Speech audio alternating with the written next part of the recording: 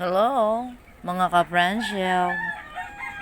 Isang babae, kinulang sa pera. Kinulang sa pera. Kaya ganun.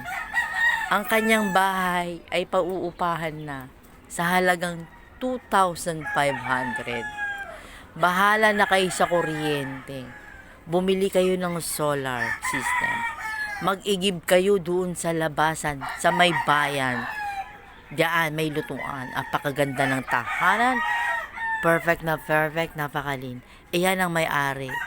Bahala na kayong hanapin kung saan ang kanyang bahay. I-search nyo na lang siya. Yan si Nini Masong. Masayahing tao. Tumatawa na lang minsan mag-isa. Tignan mo naman, tawa ng tawa.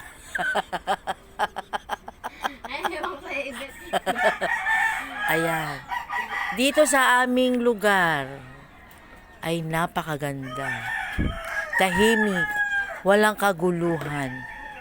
Dahil ang kapitbahay mo ay ahas.